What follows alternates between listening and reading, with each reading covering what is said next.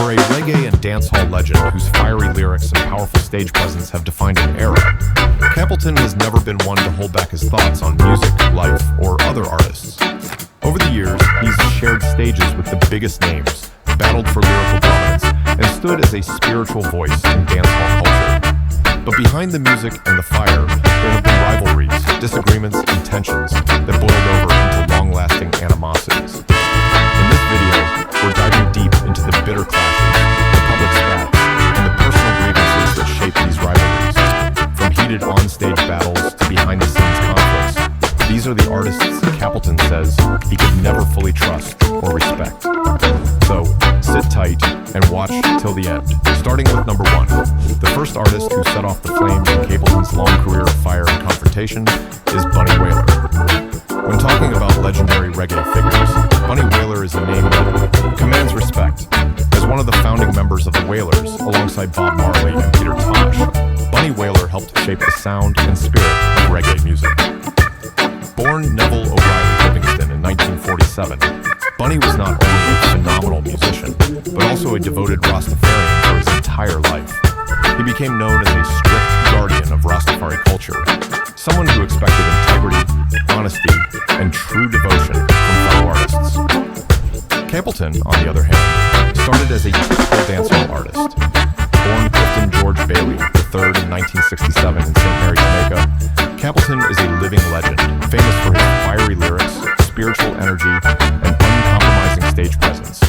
He burst onto the reggae and dancehall scene in the late 80s, first gaining attention for songs like Bumbo Red and Jah Jah City, where his Rastafarian faith and lyrical intensity were already evident. By the 90s, Capleton had become one of the most influential voices in reggae and dancehall, known as the King of Fire for his confrontational style and social commentary. But Capleton's path wasn't always purely spiritual. Early in his career, he recorded slack dancehall songs, tracks that focused on partying, sex, and street life, which contrasted sharply with the conscious, spiritual style he later adopted.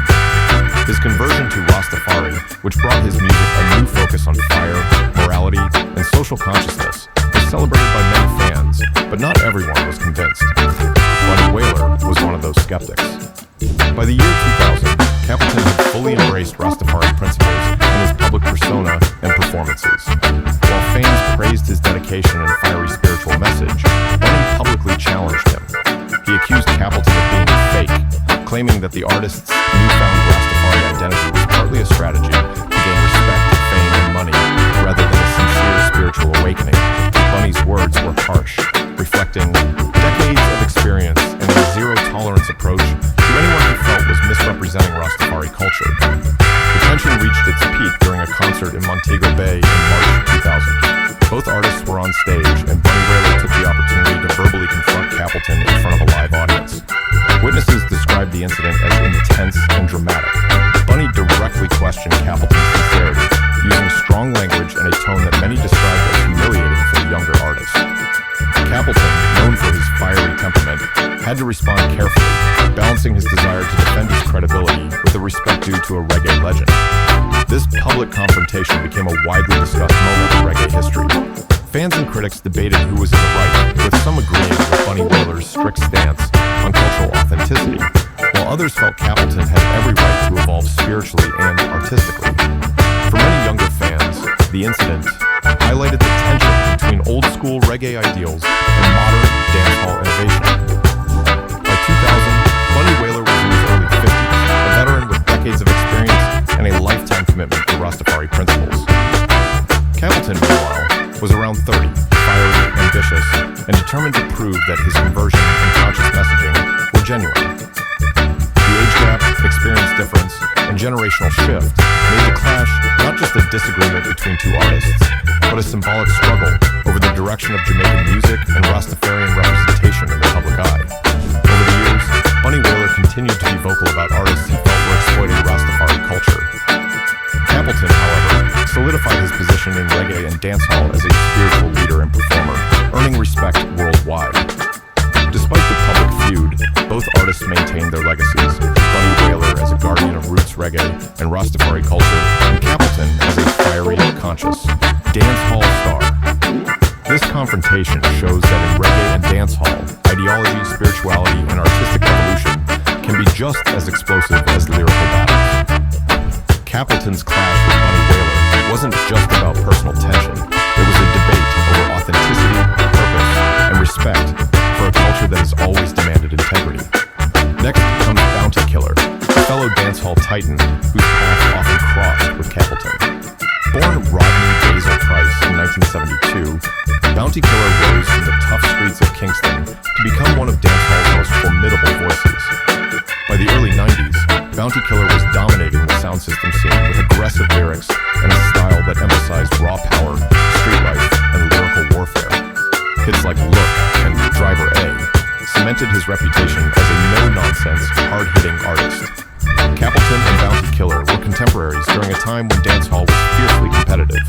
Their paths frequently crossed at live shows and award events, but unlike collaborations with other artists, their relationship was marked by tension. According to Capleton, the clash wasn't just about music, it was about values. He felt Bounty Killer's emphasis on guns, violence, and personal attacks in lyrics went too far and sent the wrong message to the younger generation. Capleton, who is now deeply rooted in Rastafarian principles, often felt that Bounty Killer's lyrical choices undermined the spiritual and social messages that reggae and conscious dancehall can provide. While both were dominant figures, Capleton says he never fully trusted Bounty Killer, particularly when it came to maintaining respect on and off the stage. Their feud, as Capleton describes it, was less about public spats and more about personal disappointment and ideological difference. Fast forward to today, Bounty Killer is still active in the industry, but he and Capleton have largely avoided collaborating, preferring to keep their distance. Their rivalry is remembered more in whispers of live shows, subtle lyrical jabs, and interviews, rather than headline-grabbing clashes. But for Capleton, it left a lasting mark of distrust. Transitioning from one fiery rivalry to the next artist on the list brings even more drama and tension into the picture. At number 3 on Capleton's list is Beanie Man, another giant of dancehall whose name alone carries decades of weight. Born Anthony Moses Davis in 1973 in Kingston, Beanie Man was already a child star before most artists even found their voice. By the late 80s and throughout the 90s, he had grown into one of the most dominant forces in Jamaican music. With massive hits like Who Am I, Sim Simma, Girls Dem Sugar, and King of the Dancehall, Beanie Man earned his crown through relentless output, catchy hooks, and a style that connected easily with both street audiences and international listeners. By the time dancehall reached its most competitive era in the 90s, Beanie Man was everywhere: radio, sound systems, stages, overseas tours, and major collaborations. To many fans, he was untouchable, but to Capleton, that dominance came with problems. Capleton has openly admitted that he and Beanie Man never truly got along, even when they were both at the top of their careers. Their feud was not born from one single incident, but from years of tension, competition, and industry politics. Capleton believed that Beanie Man benefited heavily from favoritism within the music business, opportunities, airplay, and connections that seemed to come easily to him. Meanwhile, Capleton felt he had to fight harder, push louder, and work twice as much to earn similar respect. What started as quiet frustration soon turned public. In 1999, the rivalry exploded into a full war of words. Both artists exchanged sharp comments in interviews, and the tension reached a boiling point during a heated radio show argument. The conversation quickly turned confrontational, with neither man backing down. Listeners could hear the anger in their voices. This was no friendly competition. It was personal, raw, and fueled by years of bottled-up resentment. The rivalry didn't stay confined to Jamaica. During a later encounter overseas, Beanie Man was identified as the aggressor in another tense situation involving Capleton. While details were kept vague, the incident reinforced the idea that the bad blood between them had followed both men beyond local stages and studios. Wherever they crossed paths, tension followed. Capleton later explained that the feud was rooted in professional jealousy, misunderstandings, and ego, rather than hatred alone. Both artists were powerful, proud, and unwilling to feel overshadowed. Beanie Man's smooth charm, commercial success, and international reach clashed with Capleton's militant energy, spiritual fire, and uncompromising personality. Each represented a different path, within dancehall, and neither wanted to feel second best. Unlike some rivalries that turned violent or permanently destructive, the Capleton-Beanie Man clash stayed mostly verbal and symbolic. Still, it left a lasting mark on dancehall history. It showed how intense the 90s scene truly was, where lyrical dominance meant survival, and where even the biggest stars could not escape rivalry. And if this clash between two dancehall titans felt intense, the next name on the list takes things into even deeper territory, where belief, identity, and ideology collide head-on. At number 4 is Ninja Man. Born Desmond John Valentine in 1966, Ninja Man is one of those names that can never be separated from the raw, fearless spirit of dancehall. From the moment he stepped into the spotlight in the 80s, Ninja Man made it clear he wasn't here to blend in. He was loud, sharp, dramatic, and always ready for confrontation on the mic or off it. Ninja Man built his reputation inside the sound system culture, where quick thinking, fast lyrics, and fearless confidence mattered more than polished radio hits. Songs like Border Clash, Here Comes the Ninja, and Murder Dam turned him into a crowd favorite. His style was rapid-fire, aggressive, and often unpredictable. When Ninja Man touched the stage, fans knew something exciting or explosive was about to happen. He wasn't just an artist, he was a performer, almost like an actor on stage. He used facial expressions, movement, and sharp talk to control the crowd. That energy made him legendary, but it also made him controversial. Ninja Man never shied away from conflict, and he often leaned into drama instead of avoiding it. This is where the problem with Capleton began. Capleton has always been intense, but his intensity comes from belief. His fire is spiritual, rooted in Rastafari, discipline, and purpose. He sees music as a weapon for truth and correction. Ninja Man's fire, on the other hand, often came from provocation. He enjoyed stirring emotions, pushing buttons, and watching reactions unfold.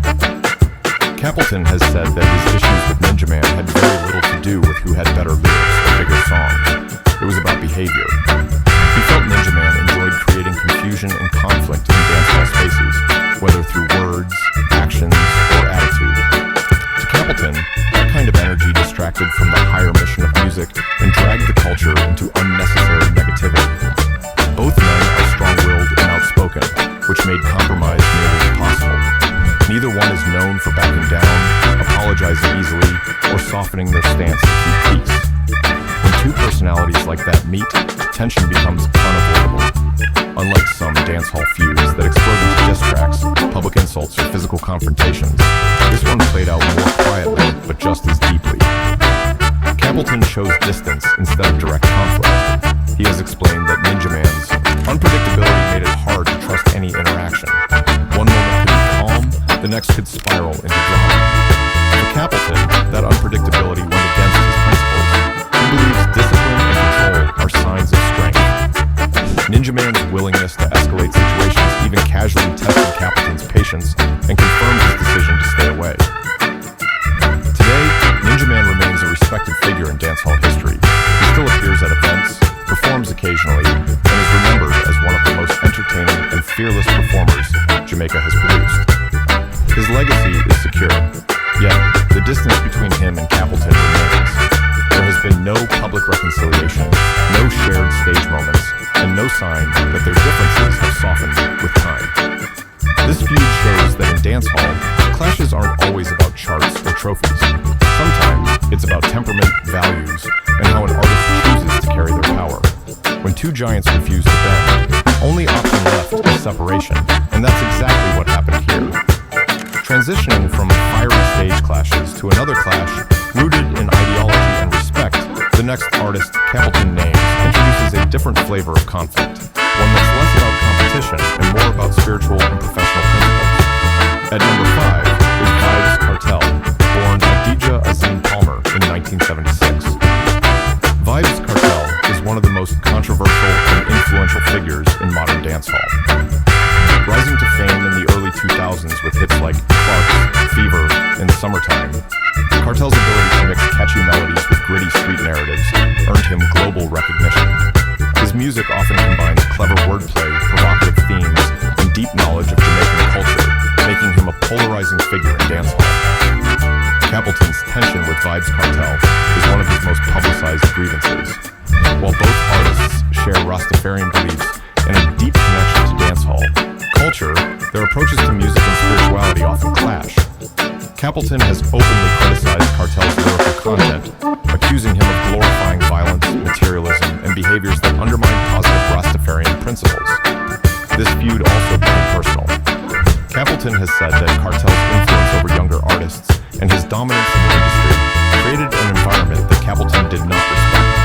Even as Kartel continued to release hit after hit, Capleton remained vocal about his disapproval, emphasizing that he could not condone certain messages being spread to the youth of Jamaica. Today, Vybz Kartel is still remarkably influential through his music, which continues to be released and celebrated worldwide. Capleton's resentment toward Kartel reflects a clash of generations and philosophies, two powerful voices navigating the complexities of dancehall culture, fame, and responsibility. If you thought that the list ended there, Capleton surprised many fans by including one more unexpected figure, an artist from outside the traditional dancehall sphere, whose global fame and approach to music and image rubbed Capleton the wrong way. No list of dancehall tension would ever feel complete without Shabba Ranks, a name that represents a major turning point in Jamaican music history. Born Rexton Ralston Fernando Gordon in 1966 in St. Ann Parish, Jamaica, Shabba Ranks didn't just succeed in dancehall, he helped reshape it for the world. In the late 80s and early 90s, Shabba burst onto the scene with a sound that was impossible to ignore. His deep, thunderous voice, slow delivery, and bold confidence stood out instantly. Songs like Mr. Loverman, Ting-a-Ling, Trailer Loaded Girls, and House Call pushed dancehall into international spaces it had never fully occupied before. He became one of the first true global dancehall superstars, winning 2 Grammy Awards and working with major international producers and labels. To many fans, Shabba Ranks was proof that dancehall could sit comfortably on the world stage. He dressed flashy, spoke boldly, and carried himself like a star who knew his worth. But to Capleton, that same confidence sometimes crossed the line. Capleton has made it clear over the years that his issue with Shabba Ranks was never about talent. He openly acknowledges Shabba's skill, influence, and historical importance. The problem, as Capleton describes it, was attitude and direction. Capleton felt that Shabba represented a version of dancehall that leaned too heavily on image, fame, and ego, rather than responsibility and message. Capleton came into music with a very different mission. As someone deeply rooted in Rastafarian beliefs, Capleton saw music as a tool for upliftment, correction, and spiritual awakening. His lyrics focused on consciousness, justice, fire, and truth. From his point of view, an artist's role went beyond entertainment, it came with duty. Other Hand was unapologetically larger than life. His music often celebrated dominance, sexuality, and power. To Capleton, this felt like a move away from substance and towards surface-level success. In interviews, Capleton suggested that Shabba's pursuit of global fame made him lose touch with the deeper responsibility artists had to their culture and people. There was also the issue of ego. Shabba Ranks was known for speaking very confidently, sometimes harshly about other artists and about himself.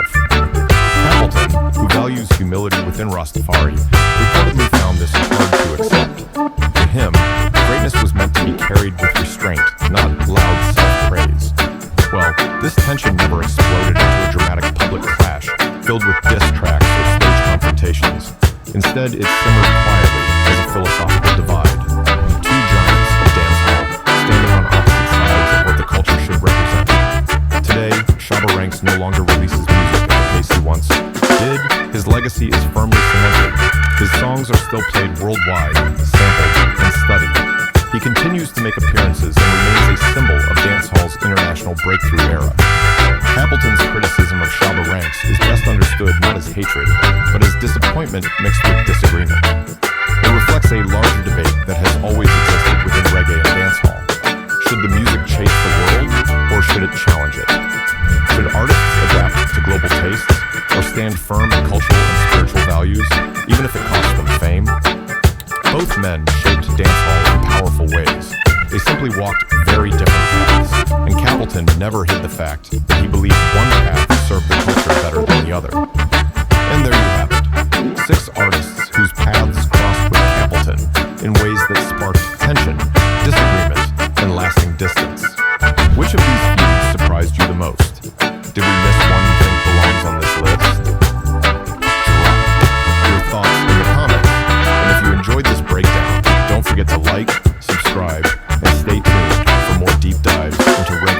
dancehall history.